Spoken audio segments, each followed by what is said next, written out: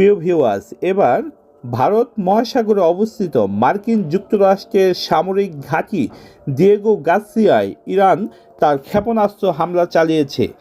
ভারত মহাসাগরের ঠিক মাঝখানে অবস্থিত এই দ্বীপটি মার্কিন যুক্তরাষ্ট্র এবং যুক্তরাজ্যের একটি অত্যন্ত গুরুত্বপূর্ণ ও কৌশলগত সামরিক ঘাঁটি।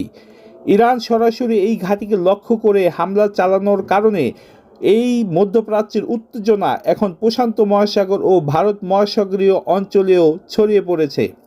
ইরান থেকে দুটি শক্তিশালী ব্যালিস্টিক ক্ষেপণাস্ত্র এই দিয়েগো গার্সিয়া দ্বীপের অভিমুখে ছোড়া হয়েছিল, আর এর ফলে মার্কিন প্রতিরক্ষা সূত্র অনুযায়ী একটি ক্ষেপণাস্ত্র মাঝপথেই কারিগরি ত্রুটি কারণে বা ইন্টারসেপশনের ভুল কারণে লক্ষ্যভ্রষ্ট হয় এবং দ্বিতীয় ক্ষেপণাস্ত্রটি একেবারে মার্কিন নৌবাহিনীর একটি যুদ্ধজাহাজকে ছিন্ন বিচ্ছিন্ন করে দেয় এবং জাহাজটি এতে চূড়ান্তভাবে ধ্বংস হয়। ইরান তার অবস্থান থেকে এই হামলার দায় স্বীকার করে নিয়েছে এবং এটি তাদের উপর সাম্প্রতিক মার্কিন এবং ইসরায়েলি হামলার একটি পাল্টা জবাব বলে তারা এটি এর উত্তর বা এর প্রত্যুত্তর দিয়েছে। তো বন্ধুরা, দিয়েগো গার্সিয়া দ্বীপ এত গুরুত্বপূর্ণ কেন সেটাও আমাদের জানা খুব গুরুত্বপূর্ণ।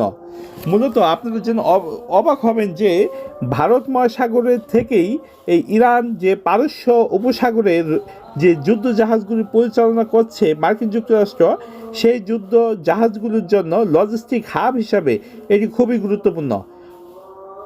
তো বন্ধুরা, দিয়েগো গার্সিয়া দ্বীপের এত গুরুত্ব কেন সেটিও আমাদের দেখা প্রয়োজন।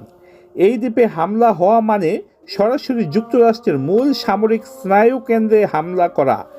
এর গুরুত্বের কারণগুলো হলো এটি মধ্যপ্রাচ্য, আফ্রিকা এবং দক্ষিণ এশিয়ায় মার্কিন সামরিক অভিযানের প্রধান লজিস্টিক ও জ্বালানি সরবরাহ কেন্দ্র।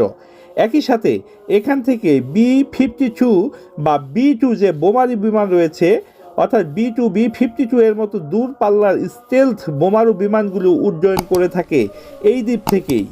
এছাড়া এটি বৈশ্বিক স্যাটেলাইট ট্র্যাকিং ও যোগাযোগ ব্যবস্থার একটি গুরুত্বপূর্ণ অংশ। তো এই হামলার পরপরই কিন্তু এই অঞ্চলে সর্বোচ্চ সতর্কতা জারি করা হয়েছে।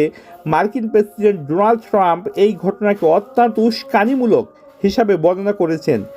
তিনিও যদি বলেছেন যে সামরিক কার্যক্রম তিনি গুটাতে চান ইরান থেকে, তবে এই হামলার কারণে ওয়াশিংটন তাদের অবস্থার কোনো পরিবর্তন করবে কি না সে বিষয়ে এখনও জানা যায়নি। তো ভবিষ্যতে হয়তো মার্কিন প্রশাসন এ বিষয়ে তাদের বক্তব্য পরিষ্কার করে আমাদেরকে জানাবেন। তো বন্ধুরা, ইরান এখন তার যুদ্ধ পরিস্থিতিকে মধ্যপ্রাচ্য থেকে প্রশান্ত মহাসাগরীয় অঞ্চল ও ভারত মহাসাগরীয় অঞ্চলে নিয়ে এসেছে। সম্ভবত ইরান তার সর্বোচ্চ শক্তি দিয়ে এখন মার্কিন যুক্তরাষ্ট্র এবং ইসরায়েলকে মোকাবেলা করছে।